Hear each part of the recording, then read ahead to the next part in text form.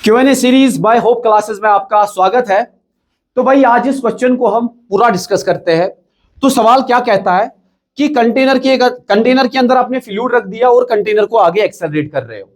तो ये है कि इस लिक्विड की सरफेस जो है वो थोड़ी सी ऐसे स्लांट हो जाएगी, ऐसे। तो ये टॉप सरफेस जो है जो स्लांट होगी, इसने हॉरिजॉन्टल के साथ कितना एंगल बनाया, बेसिकली अपने को ये चाहिए। अब इसमें समझने वाली बात ये है कि सर ये सरफेस ऐसे बेंड क्यों हुई, उसका कारण ये भाई इधर अंदर बैठ जाओ। अब इधर अंदर बैठ गए तो ये एक्सेलरेशन जो है भाई, ये acceleration in the form of pseudo लगेगा ना, इस पे सीडो फोर्स लगेगा भाई। वो सीडो फोर्स इस फ्लूइड पे लगेगा पीछे की तरफ, तो ये टॉप मोस्ट सरफेस जो है वो ऐसे बेंड हो जाएगी। Are you getting it?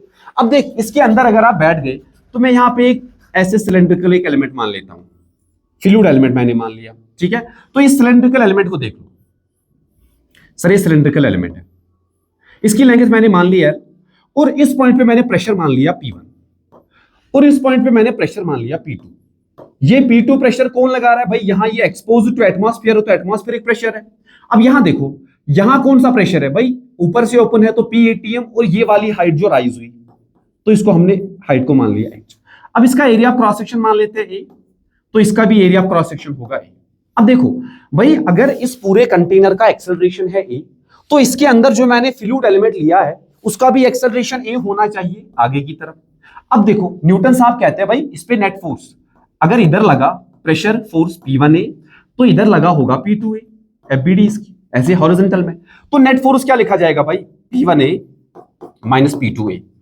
भाई यही तो इसको नेट फोर्स दे रहा है भाई, इसको नेट फोर्स दे रहा है, तो उसी से ही आगे की तरफ एक्सेलरेट हुआ। Are you getting it? अगर ग्राउंड फ्रेम में देखा जाए तो इसका मास मान लेते हैं, तो इसका मास लिखा जाएगा इसकी डेंसिटी इंटू इसका वॉल्यूम, वॉल्यूम लिखा जाएगा एरिया इंटू एल, तो इसका मास लिखा जाएगा रो AL और एक्सेलरेशन है A। तो यहां हमें निकल आया P1 minus P2 is equal to area और एरिया कैंसल रो LA। अब और समझने वाली बात है, देखो भाई वर्टिकली देखो, अगर वर्टिकली देखोगे तो ये वाला प्रेशर जो कि हमने P1 बोला, जरा P1 किसके बराबर होगा सर? ये होगा, ऊपर से ये खुला है तो PATM, सर ये आया PATM प्लस डेंसिटी फ्लूइड की रो मान लो रो G, और एक्सेस हाइट कितनी है भाई? H हाइट है। इन ए सिमिलर वे अगर मैं यहां पे देखूं भाई, ये वाला एंड तो बिल्कुल ओपन टू एटमॉस्फेयर है, तो P2 क्या आएगा भाई? ये आएगा जस्ट PATM। सीधी सी बात है सर, तो ये आ गया PATM। अब देख, P1 माइनस P2 करेगा तो सिर्फ रो GH बचेगा sir, rho GH is equal to rho L by A। देखो डेंसिटी और डेंसिटी कैंसल, तो यहां हमें पता चला H upon L is equal to A upon G। अब देखो ये छोटा सा ट्रायंगल देखो सर, ये वाला ट्रायंगल सर, ये वाला ट्रायंगल, हाँ भाई ये हमने मान लिया था L, इसको देखो ये पूरा L माना था, ये H ये थीटा। जरा यहां पे मुझे बोलो आप, tan थीटा किसके बराबर होता है सर? tan थीटा तो इधर है परपेंडिकुलर H अपॉन L, लेकिन H अपॉन L अपने को मालूम सर A अपॉन G, तो यहां हमें समझ आया sir theta is equal to tan inverse A by G। तो ये रिजल्ट अगर आपको डायरेक्ट याद भी रहता है तो बहुत अच्छी बात है, इससे आपको बहुत फायदा होगा कि अगर कंटेनर को हॉरिजॉन्टली एक्सेलरेट कराया तो ये वाली टॉप सरफेस थोड़ी सी ऐसे सलांट हो जाती है, और किस एंगल पे सलांट हो जाती है? Excess height divided by length, वो आपको tan थीटा देगा, या ऐसे लिख सकते हो A बाई G। अब इसका एक जुगाड़ सॉल्यूशन है, ये जुगाड़ आपको बचाएगा। देखो इसका जुगाड़ सॉल्यूशन है, जुगाड़ सॉल्यूशन भी नहीं कंसेप्चुअली, बस इसको जुगाड़ ऐसे हम कहते हैं। देखो ऐसे देख भाई, ये ऐसे टॉप सरफेस ऐसे स्लांट हो गई थी, ये एंगल थीटा।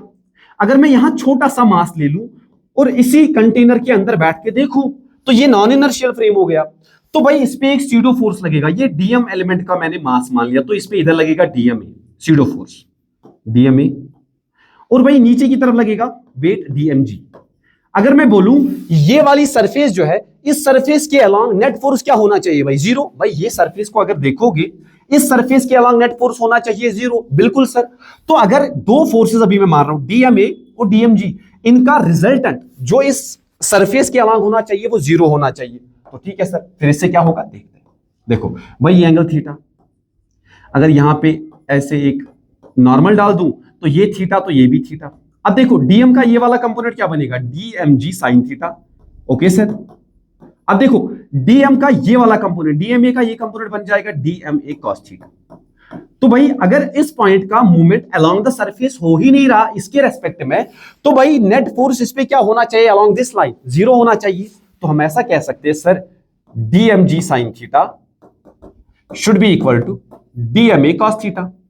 ओके सर, तो डीएम और डीएम कैंसल, तो मुझे बताओ sine theta by cos theta आया tan theta is equal to a, तो इसी साइड ए बची। देखो बिल्कुल बढ़िया रिजल्ट दो कॉन्सेप्ट से। Thank you very much.